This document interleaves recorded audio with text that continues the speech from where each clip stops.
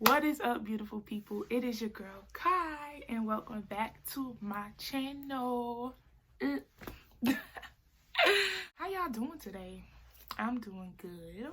I hope y'all are feeling good, feeling great as well. Before I jump into this video, I just want to put out a little disclaimer in case y'all looking at my eyes and y'all noticing this difference. I have pink eye.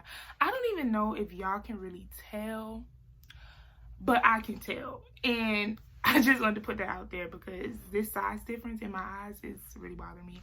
But whatever, I got my medicine, I'm treating this thing, and I'm gonna be good. So I just wanted to let y'all know I have pink eye in case y'all was wondering or y'all notice it throughout this video. But the show must go on, and that's just that on that. As you guys can see from the title, I will be talking to you guys about my decision to become celibate and what led me to wanting to get on this journey. And also I'll just be telling you guys just benefits and things that I've learned and how I have grew on this channel, and just a few tips on this journey, and just a few tips that I have as well. I want you guys to know that I have been stalling on putting out this video. God has really been speaking to me and just really pushing it on me to put this video out and talk about this topic. But I've been really hesitant. I've been really trying to go around it. But I just know that as a part of me telling God to use me, and you know, a part of me submitting to this assignment, I just know that I have to talk about what God needs me to get out to his people, regardless of how tough it may be for me, because I know that by me just stalling and not wanting to do this, I know that somebody needs to hear it, and I know that I'm not the only one that is trying to walk right with God in every area of their life, including with their body, you know. So yes, I just want to put that out there. And I also want to let you guys know that I'm not making this video to judge anybody. I'm not judging anybody that is still choosing to have sex or what have you. I'm not telling anybody that they need to become celibate. No, I'm just simply giving y'all my story and giving y'all what God has given me, in hopes that it will help somebody that has walked in the same situations that I have dealt with. So yes. So as you guys know, like I've said in previous videos, I grew up in church. I grew up knowing what was right in the eyes of God, what was wrong in the eyes of God. But I was still a teenager. I still chose to live my life how I wanted to live my life. And so I lost my virginity at the age of 17. And at that time, I did not view sex, obviously, how I viewed it now. And honestly, during that time that I started talking to guys and I started getting into sex, I was seeking guys for all the wrong reasons. I was using sex for all the wrong reasons. And I didn't honestly realize all of these things until I became celibate, and I took time to just realize the root of my issues, you know. So yes, so that being said, when I started really talking to guys and choosing to give my body to guys, I was doing it in an effort of seeking that, filling a void, pretty much. I grew up in a single parent household. I didn't have my father. I didn't grow up with my dad in my life, and you know, so therefore I lacked that father-daughter relationship. I didn't have a man you know, showing me how a woman was supposed to be treated, you know, showing me what things not to tolerate from men, what to tolerate from men, things like that. Like, I didn't really have that model, and my mom wasn't always in the healthiest relationships. I didn't always see the best example, you know, of how a woman should be treated, honestly. So once guys, like, and growing up, like, I always was the thicker girl. I was always bigger.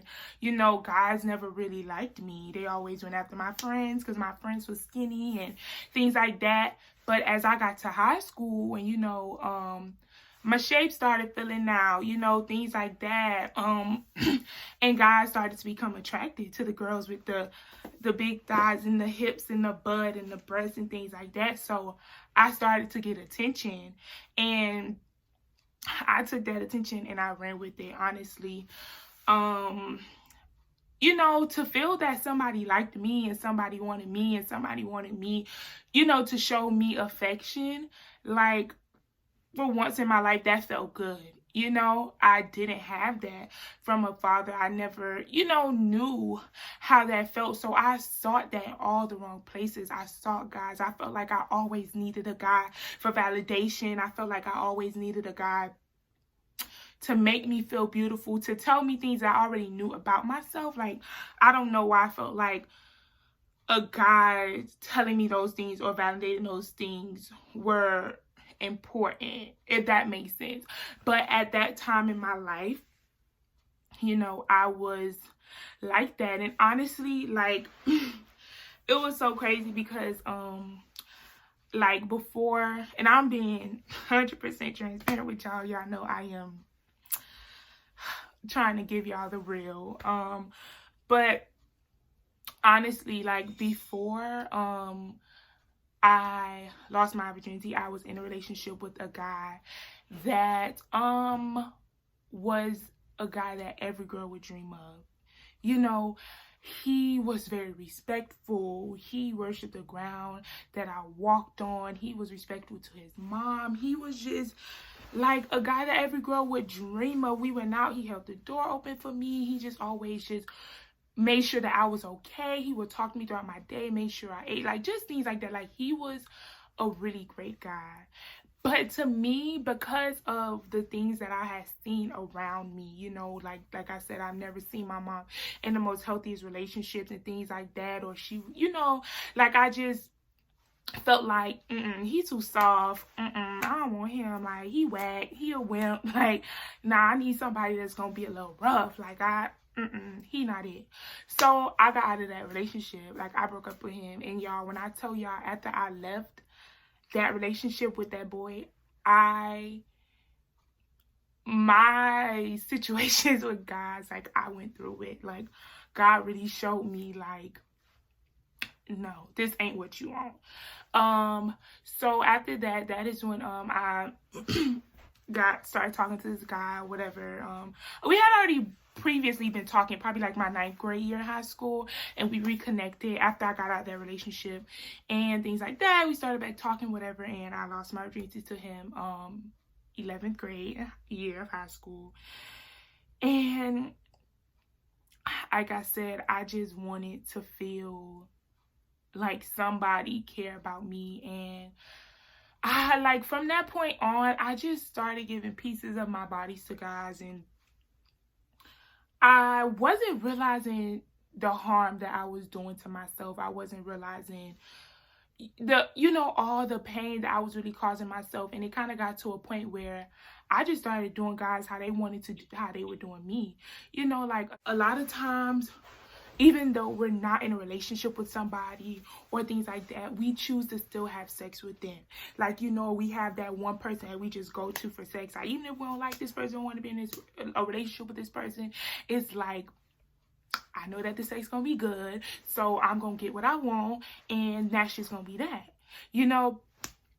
And that is the most unhealthiest thing that we can do, choosing to just lay down with somebody just because the sex is good.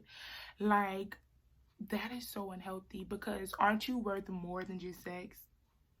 Like, that's how I had to start looking at it. Like, you're worth more than just sex. Like, if that's all somebody can offer you, you're worth more than just somebody being with you for your body, you know. So it's like, and honestly, it took me a while to realize this. Like I said, I started having sex at 17. I didn't make the decision to become abstinent until I was 21. So that was like, what, 4 years? You know, so, and what happened when I decided to become abstinent, it was like right after my 21st birthday, and the guy that I had been, you know, active with, I just started to realize, like, I don't like this boy. Like, I don't see a future with him. I'm tired of it being just sex. Like, because it had been that for years. So I'm like, I'm tired of it just being just sex. Like, no. Like, I deserve somebody that can feed my mind, that can feed my soul, that wants to listen to my goals, that I can have healthy conversations with. He's feeding my mind, I'm feeding his mind. We're talking about more than just sex, because at a certain point, when you begin to grow, certain things just aren't attractive to you anymore.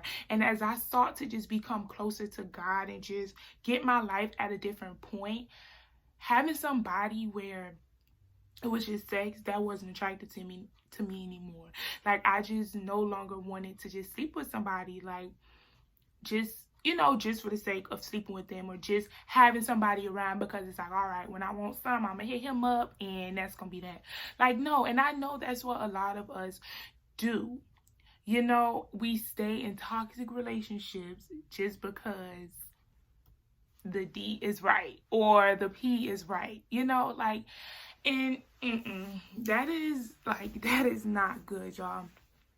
So I just decided to become abstinent. Now, keep in mind, like, abstinence, like, when I decided to become abstinent, I was still having the mindset that I wasn't waiting till marriage. I was just going to wait until I felt more secure, I had talked to a guy for a certain amount of time, and we got to know each other and things like that. And I knew that it wouldn't just be sex, that sex would just be a bonus on top of our relationship and things like that. So throughout my time of being abstinent is when I really started to dive deeper into my walk with Christ. And I just really just started to just realize my worth and just realize, like, Kaisha, like, you did not value yourself. Like, you did not value yourself. You did not value your body. You did not value who you are as a woman and what you can offer to a man. So here I am thinking, like, why these guys treat me like this? Why I'm going through all this stuff? And it's like, you don't even value yourself. You don't even hold yourself up to a certain standard. So how can you expect the man to treat you as such when you're not even carrying yourself as such? And also, somebody is only going to do what you allow them to do to you, So technically I was allowing those things to be done to me. I was allowing that person to treat me that way because, like I said, I didn't hold myself to a certain standard, and I also didn't require certain things for them. I didn't put my foot down about being treated this way or being talked to this way or being called a certain way, So these are things that I started to realize throughout, like, my abstinence piece, and it was just things that I really wanted to put into play, when it came to my next relationship and my next partner. So, these are just things I started to realize. And so, it wasn't until I was about to hit my year of being abstinent on January 6th of this year. January 6th, 2020 is when I was going to hit my year mark of being abstinent.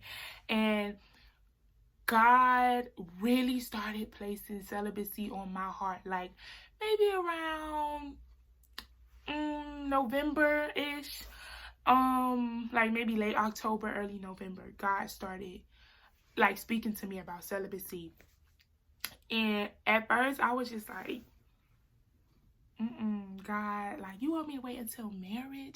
Like, I said I would wait until I got in a relationship, and I gave it some time, but now you want me to be celibate, God? Like, I was honestly trying to push the thought out of my head, y'all. Like, just being honest, like, I wasn't trying to go on the celibacy journey because I felt like, no, like, sex is a part of a relationship, like, I don't want to give that up away to marriage. And then, like, the small-minded me is just like, then what if I get married and the sex is not good and this, that, and the third? Like, thinking so small-minded, y'all. So I was kind of battling with it, honestly. And so I was just like, okay, like, the more God kept placing it on me, I was like, okay. So I started watching some Celibacy Journey like stories on YouTube. And when I tell y'all, the very first video that I came across, that girl was speaking my life. Like, just about like the whole worth thing, and just giving pieces of herself to guys, and just so many things that she wanted to, you know, that she wanted her life to be like. And she knew that like giving her body to guys, she wasn't never gonna, you know, live up to that. So I was just like, okay, God, I hear you. So I officially made the decision. I told God, and I made the decision that I would be celibate on December 1st. So I officially have been celibate for 2 months.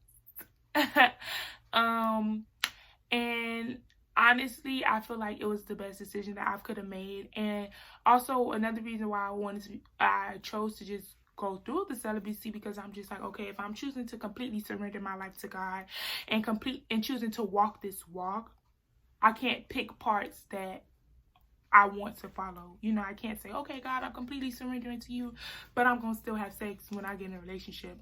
No, because I know that the longer I choose not to follow what God needs me to follow, the longer he's pushing my husband away, the longer he's prolonging things, you know. And I realized that if I wanted to walk this walk, God tells us not to have sex outside of marriage. So that was just something that I had to commit to, you know. And then I started to just think, like, when I said, like, you know, like when I was saying like, oh God, I don't want to like get married and then the sex is bad. Like when I said I was thinking small-minded, because I really started to think like, okay, if God rewards me for my faithfulness in every other area of my life, and God wants me to live in a life of abundance, and he, you know, if I'm walking right and being obedient to him, he's going to make sure that I'm fulfilled in every other area of my life. Why wouldn't he make sure that I'm fulfilled in that area? You know, like, why would he allow that to lack if I'm honoring him with my body and I'm being faithful and obedient to what he, you know, to his word? You know, so I just started to think, why would he allow me to lack in that area when the time does come for me to be married, you know? So that's just kind of how I started looking at it. And also, too, sex is not everything when it comes to a relationship. You know, sex should be just a bonus to being with your partner. It should not be the center of the relationship. And God created sex for a husband and a wife so that you can get with your partner and explore each other's body and explore each other and learn each other in that way, just as you have to learn each other on every other single level. You know, learning your partner intimately should be like such a reward and a beautiful thing, you know. And I also watched in a like a series on this YouTube channel that I watch. It's like a Christian channel, and the guy was saying like we have to like purge our minds, and the reason that we should, like, God takes us through these moments of singleness and being by ourselves and things like that, is so that you can like detox yourself of all of those other people that you allowed to have your body. And because a lot of times what happens with married couples is like they hold their spouse to the standard of the people when they were living worldly. You know, when they were engaging with these people when they were living worldly, and they were saying that you cannot compare your sinful life to your kingdom life and to the covenant life. You know, when you are married, that is a covenant built, you know, between you and your marriage and God. So you have to go through these periods of detoxing so that you're not comparing your partner, your spouse, to these partners that you've had in the past and these toxic things, because though you're now in two separate, you know, worlds. So that was another thing that really stuck out to me, and kind of gave me a reminder that I'm doing the right thing by being celibate and allowing myself to grow from those past experiences.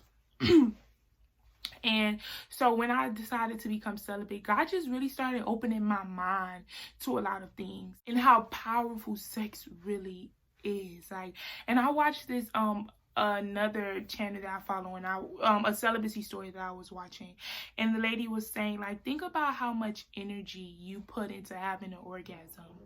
how much energy and emotion is built up to that moment, that peak moment of pleasure, all that you are putting in, and you are giving so much energy and so much emotion to this person, you know. And then so that started making me think, like, so then we wonder why we are so torn, you know, over somebody, or we're so like have these soul ties, you know, we're so connected and like so deep with somebody that doesn't even want us, because we have given our body to them. We have allowed them to enter into our sacred space. Like, God tells us that our bodies are temples, like our bodies are so precious.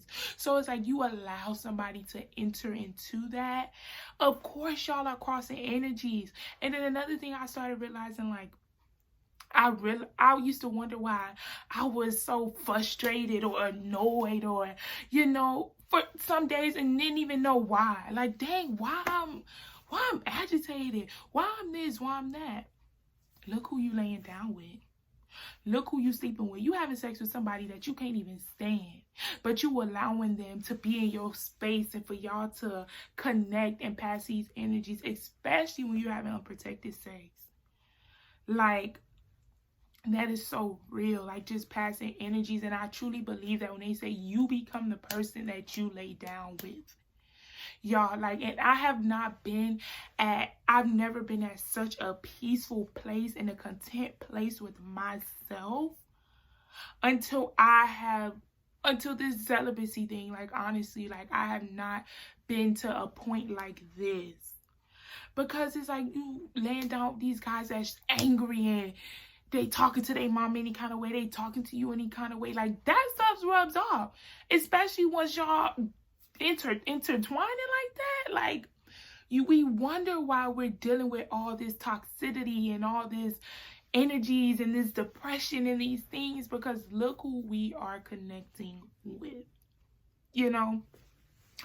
So that was just one thing. And also, like, as I started to go on the celibacy journey, it really made me want to commit to it, because I was just like, you know, I started thinking about how I wanted to live my life and where I wanted to be in my life. Like, I've always said that I wanted to have children from my husband.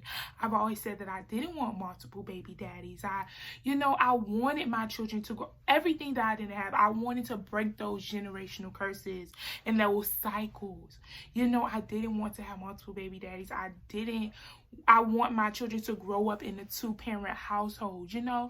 And if I'm out here sleeping with somebody that is not my husband, then all of those things can possibly not happen, you know. But I just thank God that he covered me throughout those times where I was choosing to be crazy, you know. I didn't get pregnant, I didn't catch anything. God truly covered me, you know. But these were things that really made me want to stick to my celibacy. You know, like, no, I want my children to see how a woman should be treated. I want my children to see how their father loves on their mother. You know, I want a man that I know everything about before I even have a child with him. I want to know how he is when he's angry. I want to know his past health history. I want to know what makes him happy. I want to know how his childhood was. How was his relationship with his father? What traumas did he deal with? You know, what baggage is he carrying that is going to contribute to how he is a father and how he will treat my children. You know, I want to know that, God forbid, something happens to me, or if we don't end up together, that he's going to be a great father, that he's not going to mistreat my children. You know, that my children won't have to grow up with a father that's lying to them, or a father that doesn't treat them right, or a father that can't even teach them how to be a man, or a father that can't even lead their household. You know, these are things I started to realize, and also made me like, no, I'm going to stick to this celibacy journey, because my children deserve better than what I had. If I'm trying to break generational cycles, that starts with that. You know, I want a man that we can think cohesively and raise our children together collectively. And I want to know every single thing about him. I want us to be super connected and have God in the center before we even think about bringing children into this world, so that those children can have the best life, you know. And they deserve, like I said, to see that their parents are together, and to see a healthy marriage, not just a relationship, a healthy marriage, and see their parents together, and see that, you know, their parents will do anything for them, you know. And it's like, now I just feel like our generation is just find it just so common to just be, you know, popping out children, and that is okay. To each his own. Like I said, I'm not judging anybody, but these are just things that I thought about. You know, I don't want to be having to fight with my child's father about getting diapers. Like, I just feel like those things that, you know, you should just know. I want you to just be out and be like, oh, let me pick this up for my baby. My baby needs some diapers. This, that, and the third. Like, I don't want to be struggling financially when I have a child. And so I want my child to have everything that I didn't have.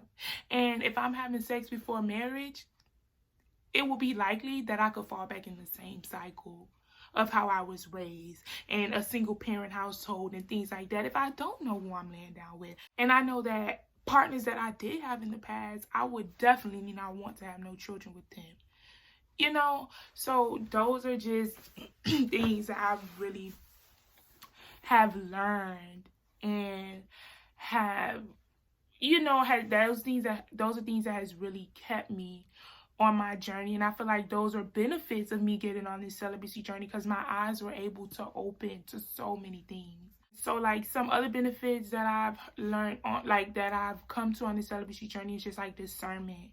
Like, you can really start seeing why a guy is with you. And although I haven't really been dating much since I've been celibate or abstinent and things like that, so that's why I know, like, I'll probably have a part 2 to this video at some point when I do start dating and things like that, with more tips and like more of my story. But like, I just can really, like, you just really discern when somebody is for you. Like, I haven't really been talking to anybody seriously during, like, since I've become celibate, but while I was abstinent, I did. And, you know, he knew that I was abstinent. I was telling him that I wanted to reach my 1 year mark. Like, I'm not about to, you know, do anything with you. But he was just still trying to push the issue of us sleeping together. Like, he wasn't respecting that part of me. So that there was like, okay, no, he ain't for you. You know, like, he wasn't respecting that. So when you become celibate, you can really start seeing who is with you. If the conversation is just about sex, or if you tell them that you're celibate and they not trying to hit that, or they flee, then guess what? That saves you heartache. That saves you time, because you know that's not the man that God has for you, you know. And another benefit of like being celibate and just abstinent, like, I was really able to heal. I was able to heal from like so many traumas and just childhood things, you know. Like I said, I was able to really get to the root of why I was dealing with so many guys and just jumping into things, and just really, you know, I was really seeking that love. Like, being celibate and abstinent really gave me that time to just heal and go to the root cause of my issues, you know, and start taking those steps to build myself back up and realize my worth and realize who I am in God, that God fills all of those voids. God gives me all the validation that I need. God will give me all the love that I ever need. God will give me all the wisdom that I ever need. God will, you know, he will feed me in so many ways. Like, God will give me everything that I ever needed, and that I felt like I needed a man for, that I felt like I needed my dad for, you know. God gives me all of that. God fills all that voids. God showed me how worthy I am of the right love, how worthy I am of having somebody talk to me correctly, how worthy I am of just somebody talking to me consistently, how worthy I am of somebody seeing who I am in my mind and not just for my body. I'm more than my body. I can bring so much to the table in a relationship. You know, like, these are so many things that I realized, and this was a huge benefit, you know, of me deciding to become celibate. You know, so I feel like that was just a huge factor for me, just really my worth, and just knowing that God can give me everything that I feel like I ever needed. Like, I don't have to seek a man for those things, like, you know. And it just really allowed me to just set my standards and not knock them things down for nobody. You know, so that leads me into like my tips. I kind of only really have 2 tips because like I said, I haven't really been dating in this during this season, so I don't really have much. But 2 things that I would say is, like I was saying, set your standards, like, or you know, when you make this decision, don't go back on it. You know, don't break your celibacy for anybody. Don't lower your standards for anybody. When you set them there, you keep them there, because you remember that you set them there for a reason. You are so worthy of everything that you think you deserve. You do not have to lower your standards for a man or even a woman. You know, man, this is for you too. You are worthy. Our bodies are temples. We deserve for somebody to get to know us on an intellectual level, for somebody to get to know us on, you know, like I said before, like, knowing your past traumas, knowing what scares you, knowing what makes you afraid, knowing what makes you happy, knowing your goals, knowing what you want to do in your life. You know, you deserve to just talk and have these intimate conversations with somebody without it being sex, without sex being involved. Intimacy should start way before sex even starts. It shouldn't take to have sex to be intimate.